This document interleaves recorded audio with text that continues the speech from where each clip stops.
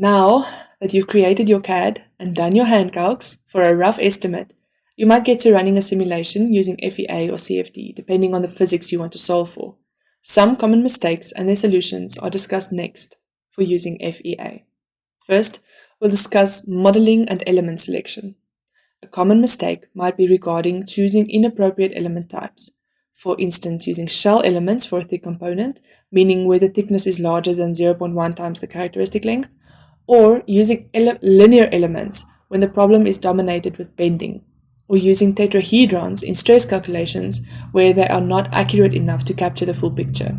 You might have some trouble in simplifying the model, like applying 2D approximations incorrectly, applying symmetry conditions without having verified load symmetry, or using shell modeling when you should be using solid representation. Then you might be faced with having poor element quality.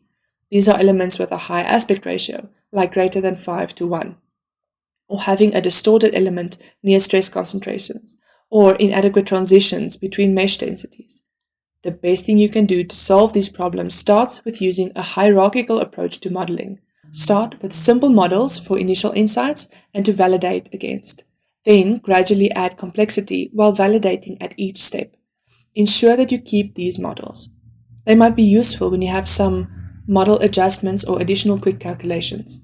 Strategically simplify your model by removing features that are smaller than 1/10 of the area of interest, characteristic length. You can replace complex features with equivalent loads or boundary conditions as well to exclude them from the solution, as they may introduce non-physical results if handled incorrectly. Then, use symmetry and cyclic loading where it is applicable, reducing the intricacy of the model in exchange for accuracy and efficient use of computational resources.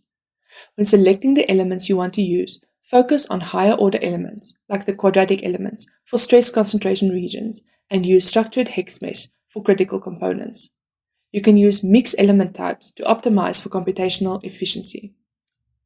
When you have a transition zone in your model, make sure to have a gradual element size transitions. 1 to 2 is a good start. You can use a mapped meshing if the transition seems structured enough, but you should use special treatments in the case where there are material interfaces and dissimilar element junctions.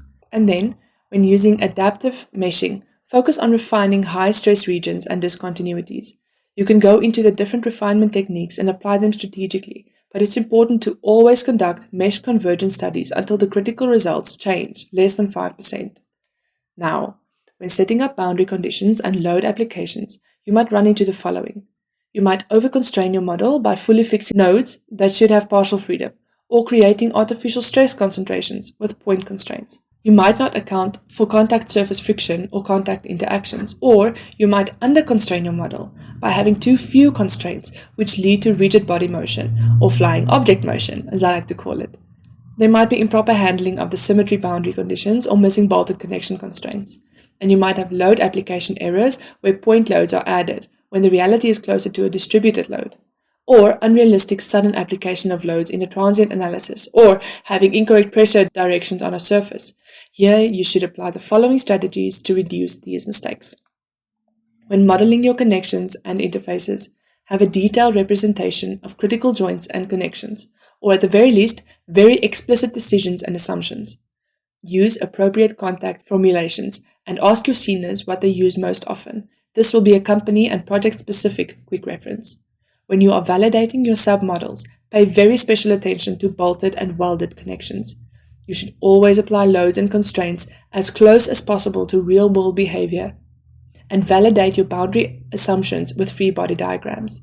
Use your hand calculations to validate your FEA results, and you should apply result interpretation protocols like checking whether the reactions make sense when compared to applied loads, and visualizing the displacement and rotation of the structure to detect over-constraints. You should also run energy balance checks for dynamic analysis. The third part is mistakes on analysis types, convergence, and validation. An inappropriate analysis selection would be like selecting a linear analysis when the problem calls for non-linear analysis because of the material or geometry, or selecting a static analysis in a transient event. You might have convergence issues due to insufficient mesh refinement at stress concentrations, or a transient time step being poorly specified, or having improper contact defined. Then your material model might be poorly set up, like using a linear elastic model for plastic and elastomers, simplifying your yield criteria for anisotropic materials, or neglecting the strain rate effects for dynamic loading. To solve for the inappropriate analysis selection, you should check for nonlinearities in the material, dynamic loading scenarios, and transient situations. Additionally, strain rate effects should be included in your analysis where it is appropriate. This is best discussed with your senior to learn their definition and company-specific assumptions. To address convergence issues, we have already covered using an adaptive meshing strategy, but here a multi-criteria validation also comes in handy. Use the loading balanced according to your hand calcs. Does the displacement make sense? And are the reaction forces realistic? And finally, you could conduct uncertainty quantification, running sensitivity studies on material properties, using the Monte Carlo method for critical designs while understanding the analysis limitations and setting the results confidence intervals.